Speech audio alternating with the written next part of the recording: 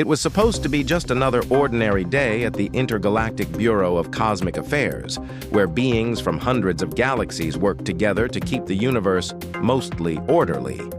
But today, chaos had a new face: Jeremy, the new intern from Earth.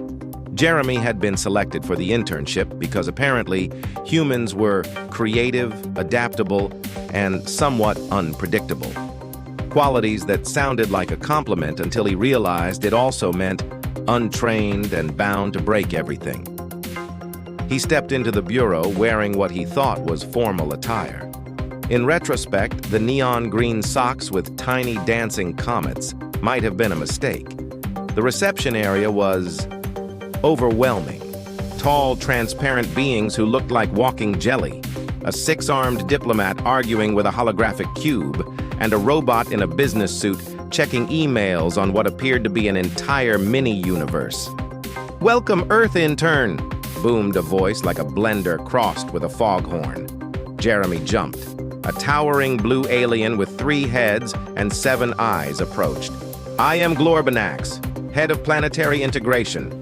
You will shadow me today." Jeremy swallowed hard. Shadow you? Like, follow? "Yes.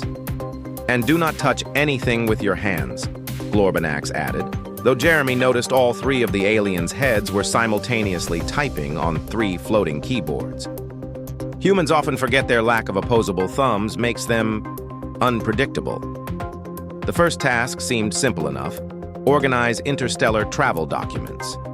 Jeremy walked over to a hovering stack of files labeled in at least 17 different languages he did not recognize, some of which glowed and emitted tiny sparks. He reached for the first file. Immediately, it shot out a holographic ray that outlined Jeremy in red. "Unauthorized human contact," the file beeped. Jeremy stumbled back. I just wanted to file it." "Do not touch," Glorbanax reminded him, eyes rolling in perfect synchrony. "Use the tentacle interface." Tentacle interface? Jeremy looked around. He had no tentacles. Okay," he said. He waved his arms in the air like a confused conductor. The holographic tentacle controls appeared. He accidentally activated a hyperspace fax machine instead. Suddenly, hundreds of documents shot out from small black holes in the walls, filling the room with chaotic flying papers. Glorbnax's 7 eyes narrowed. "Humans, you are already a liability." Jeremy mumbled, "Thanks." Next, lunch. Jeremy had hoped for something simple like a sandwich. Instead, the cafeteria served nutritionally optimized astro slime that changed color according to the eater's emotions. Jeremy picked up a spoonful. It turned bright red. "Ah," said a pink gelatinous being next to him. "You're nervous. It tastes like fear." Jeremy's stomach turned. "It tastes like regret?" The pink being giggled. "Yes, a classic Earth flavor, apparently." Trying to recover, Jeremy accidentally flicked the astro slime onto a passing robot assistant. The robot sputtered sparks and rolled in circles. "Warning! Slime contamination detected!" it shrieked. Glorbnax appeared. "I see, Earth intern. You are already making an impression." The highlight of the day was the Intergalactic Council meeting. Jeremy had no idea what it was about, only that hundreds of species were involved, and his job was apparently take notes. Glorbanax handed him a pen-like device. "Do not lose this. It records everything, verbally, telepathically, and quantumly. Do not drop it." Jeremy naturally dropped it immediately. The pen bounced off a hovering diplomat's head and zoomed into a portal labeled Temporal Paradox Storage. "Oh no," Jeremy whispered. The portal hiccuped.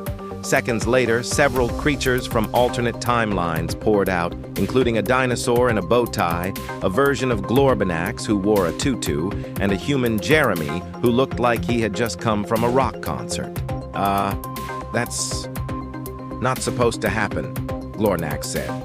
The council erupted into chaos. tentacles waved, holograms exploded, and somewhere, a small black hole appeared in the ceiling. Jeremy ducked behind a floating chair. By mid-afternoon, Jeremy was officially considered both dangerous and hilarious by the Bureau staff. A small parade of alien interns gathered around him, giggling at the disaster he had caused. He was trying to fix the temporal paradox, but every attempt seemed to make things worse.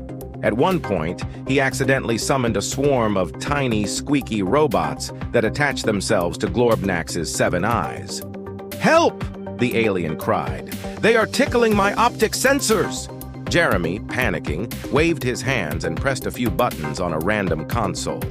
The swarm teleported into the cafeteria, where the astro slime had just been refilled.